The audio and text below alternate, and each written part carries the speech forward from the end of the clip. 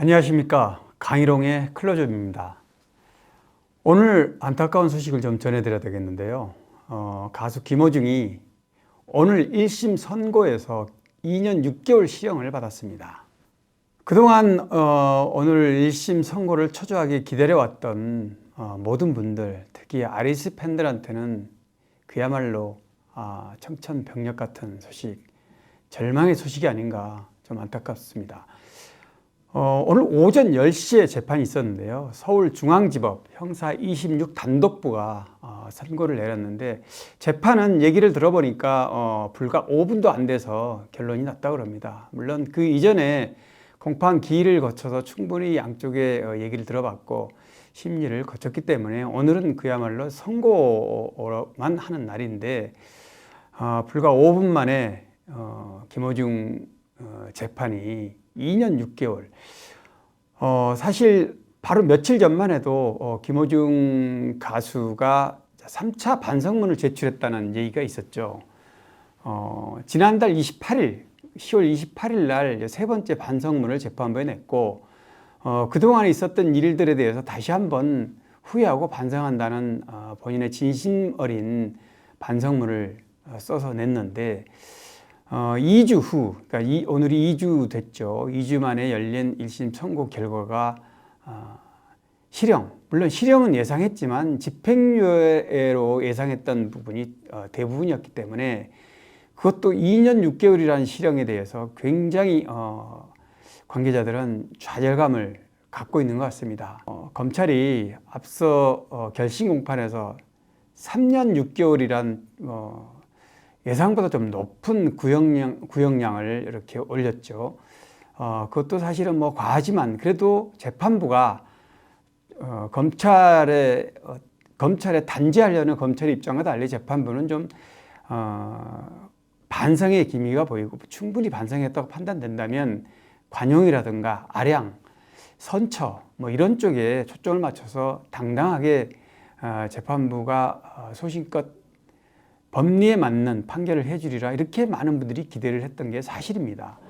그런데 2년 6개월의 실형, 집행유예 없는 실형을 선고했다는 것은 이 재판부가 항소심의 부담을 좀 떠넘긴 게 아닌가, 이런 느낌도 사실 지울 수 없습니다. 앞으로 김호중의 법적 절차는 뭐 예상할 수 있습니다. 곧바로 항소할 거로 보이고요. 1심 선고에 대한 당혹스러운 상황에 다들 놀라고 있지만, 항소를 하게 되면 항소심은 1심보다는 좀 길지 않게 빠르게 좀 진행될 것으로 예상이 되고, 그렇더라도 항소심은 최소 3개월은 걸려야 선고가 나온다. 그리고 다른 변수가 생겨서 조금 늦춰진다면 길게는 5, 6개월 정도도 늦춰질 수 있다. 근데 항소심에서 1심 선고에서 집행유예로 풀려날 것이라는 예상들이 빗나간 거지 않습니까? 그런데 항소심에서는 예상할 수 있습니다. 다만 고통스러운 거죠. 1심에서 집행유예로 풀려나지 못하고 항소심까지 가게 되면 길게 6개월이라는 그 기간 다시 견뎌야 된다. 가장 힘든 사람은 바로 당사자인 가수 김호중일 겁니다. 사실 추석 연휴 전에 병보석으로 풀려나기를 바랬고 본인도 희망했고, 그래서 추석 연휴를 가족들과 또 지지해주는 분들과 함께 하리라는 기대감이 무산이 돼서 굉장히 좌절감을 맛봤고, 추석 이후에도 힐날 같은 희망이 바로 1심 선고, 바로 오늘 있을 선고에서 집행유예로 풀려날 것이라는 이런 희망이 있었습니다. 그런데 여지없이 이 희망도 무산이 됐습니다.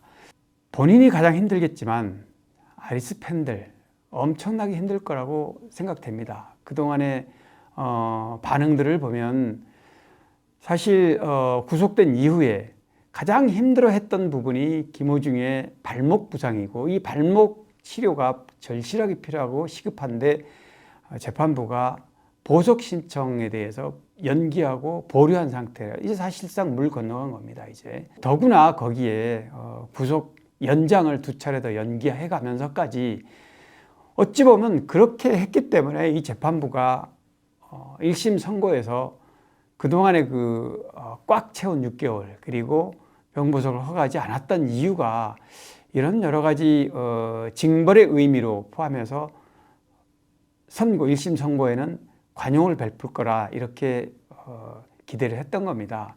그런데 그게 받아들이지 않았고 결국 1심 선고도 중형이죠. 2년 6개월이라는 중형이 지금 내려졌는데 만약에 일반인들이었다면 사실 법조계에서는 물론 사안에 따라 약간씩 차이는 있다 하고는 할 수 있겠지만 일반인이 같은 이런 상황이었다면 구속도 면할 수 있었을 것이다 이렇게 말하는 분들도 있습니다. 그러니까 가수 김호중이 대중이 모범이 돼야 할 대중 스타, 유명 스타라는 죄가 덧붙여졌다. 바로 유명세의 대가라는 건데요. 유명세의 세가 우리가 흔히 말하는 세상의 시류, 세류 이런 거를 의미하는 단어가 아닙니다. 한자로 보면 유명세의 세자는 세금 세자입니다. 그래서 유명세에 대한 대가를 얘기할 때는 바로 유명하기 때문에 내가 대중 스타이기 때문에 남들보다 더 모범이 되어야 되는데 똑같은 죄를 졌더라도 더 무겁게 받는다. 이게 바로 유명세인데 바로 이 유명세를 너무나 톡톡하게 치르고 있는 게 아닌가.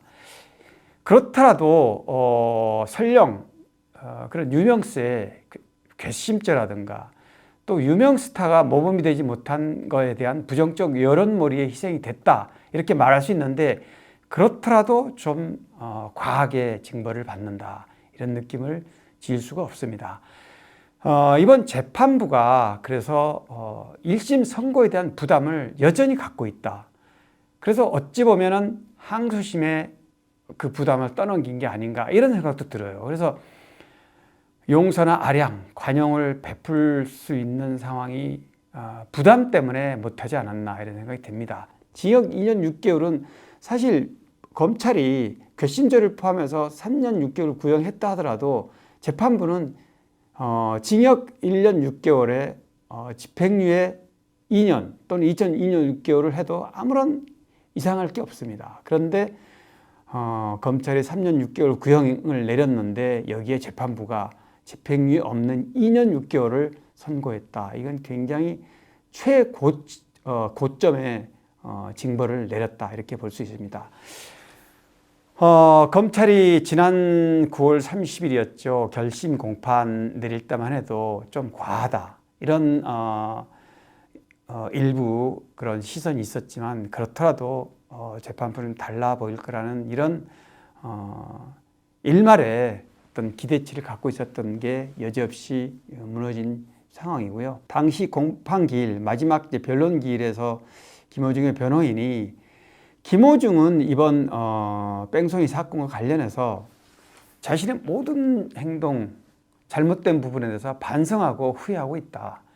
또 죄에 상응하는 처벌을 달게 받을 각오를 하고 있다. 이 의미는 뭐냐면 최대한 반성하기 때문에 달게 받겠지만 그렇지만 그 부분에 대해서 관용해달라, 선처해달라, 법의 한도 내에서 이런 얘기였던 겁니다. 그런데 그 부분이 지금 오늘 선고 결과를 보면 하나도 반영되지 않은 그냥 그야말로 무시된 그런 결과라는 점에서 굉장히 실망스럽다 이렇게 말할 수 있고요.